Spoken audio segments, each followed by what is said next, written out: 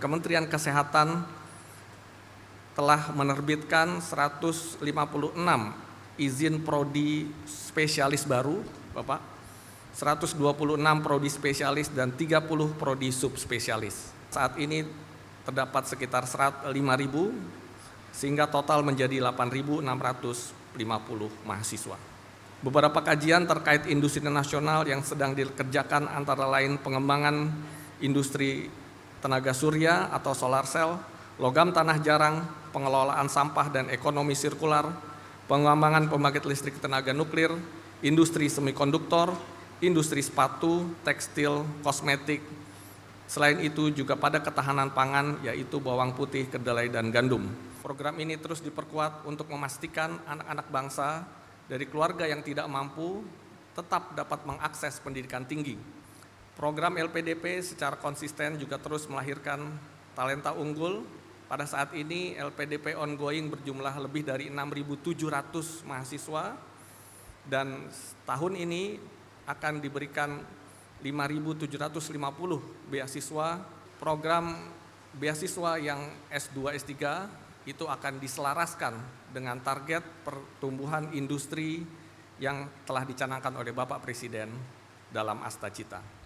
Menindaklanjuti arahan langsung Bapak Presiden terkait penanganan bencana, khususnya di Aceh, Sumatera Utara, dan Sumatera Barat, perguruan tinggi yang ada bersama-sama dengan kementerian telah melakukan kegiatan di 3 provinsi mencakup 31 kabupaten dan kota, 104 kecamatan dengan melibatkan 82 perguruan tinggi.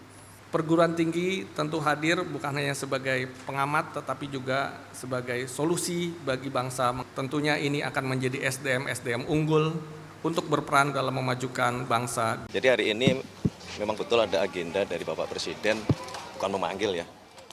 Ini bagian dari agenda Bapak Presiden sebagai kepala negara, kepala pemerintahan untuk berdiskusi.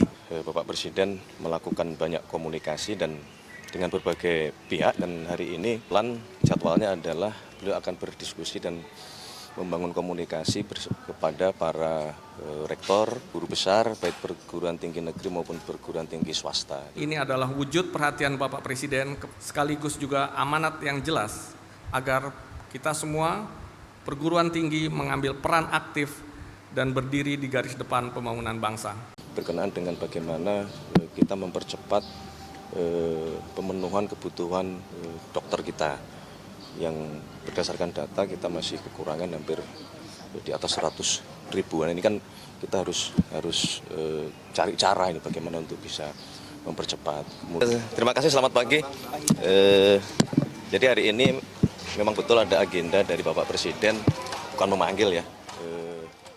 Ini bagian dari agenda Bapak Presiden sebagai kepala negara, kepala pemerintahan untuk berdiskusi, menyampaikan pandangan-pandangan beliau, update-update terhadap kondisi negara kita maupun kondisi geopolitik dan rencana-rencana besar yang harus kita kerjakan ke depan.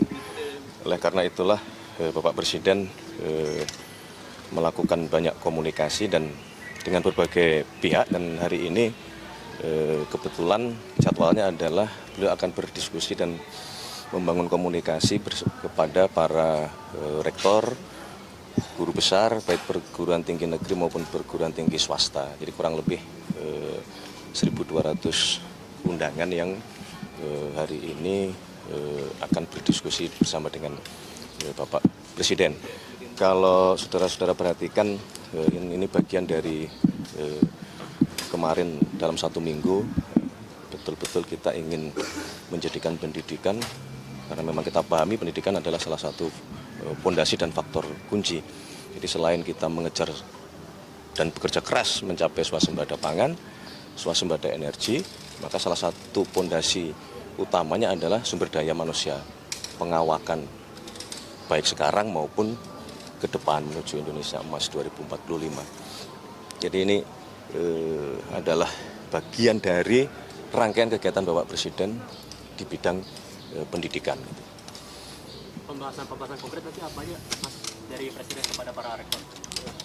Macam-macam ya. Jadi kan sebenarnya diskusinya ini juga sudah dimulai oleh Kementerian Dikti Saintek misalnya berkenaan dengan bagaimana kita mempercepat pemenuhan kebutuhan dokter kita yang berdasarkan data kita masih kekurangan hampir di atas 100 ribuan. Ini kan kita harus cari cara ini bagaimana untuk bisa mempercepat. Kemudian juga kualitas lembaga-lembaga pendidikan kita, universitas-universitas kita, baik dosennya, baik sarana prasarananya, termasuk kita sedang menghitung dan berpikir bagaimana bisa mengurangi beban operasional di setiap perguruan tinggi negeri kita. Karena kita menyadari bahwa sesungguhnya amanat konstitusi kita harus mencerdaskan kehidupan bangsa dan salah satunya ya melalui pendidikan di tingkat universitas. Sehingga kalau memungkinkan kita sedang coba menghitung bagaimana universitas-universitas ini dapat maju dan berkualitas dan tidak memberatkan dari sisi pembiayaan bagi masyarakat atau bagi mahasiswa. Begitu, terima kasih. Tapi mohon maaf mungkin kali ini memang agendanya tertutup karena banyak hal yang memang mau dibicarakan secara teknis oleh Bapak Presiden dengan para rektor dan para guru besar. Terima kasih. Keseluruhan apa taklimatnya? Taklimatnya awalannya apa dialognya yang tertutup apa keseluruhan, Mas? Keseluruhan sementara tertutup. Tapi secara garis besar tadi yang sudah disampaikan tadi ya, Mas ya? Ya. Demikian, terima kasih teman-teman semua. Terima kasih. Selamat pagi. Berkenaan dengan bagaimana kita mempercepat pemenuhan kebutuhan dokter kita yang berdasarkan data kita masih kekurangan hampir di atas 100 ribuan. Ini kan kita harus cari cara ini bagaimana untuk bisa mempercepat. Terima kasih, selamat pagi. Jadi hari ini memang betul ada agenda dari Bapak Presiden, bukan memanggil ya. Ini bagian dari agenda Bapak Presiden sebagai kepala negara, kepala pemerintahan untuk berdiskusi, menyampaikan pandangan-pandangan beliau, update-update terhadap kondisi negara kita maupun kondisi geopolitik dan rencana-rencana besar yang harus kita kerjakan ke depan. Oleh karena itulah Bapak Presiden melakukan banyak komunikasi dan dengan berbagai pihak, dan hari ini kebetulan jadwalnya adalah beliau akan berdiskusi dan membangun komunikasi kepada para rektor, guru besar, baik perguruan tinggi negeri maupun perguruan tinggi swasta. Jadi kurang lebih 1.200 undangan yang hari ini akan berdiskusi bersama dengan Bapak Presiden. Kalau saudara-saudara perhatikan, ini bagian dari kemarin dalam 1 minggu betul-betul kita ingin menjadikan pendidikan, karena memang kita pahami pendidikan adalah salah satu pondasi dan faktor kunci. Jadi selain kita mengejar dan bekerja keras mencapai swasembada pangan, swasembada energi, maka salah satu pondasi utamanya adalah sumber daya manusia, pengawakan baik sekarang maupun ke depan menuju Indonesia Emas 2045.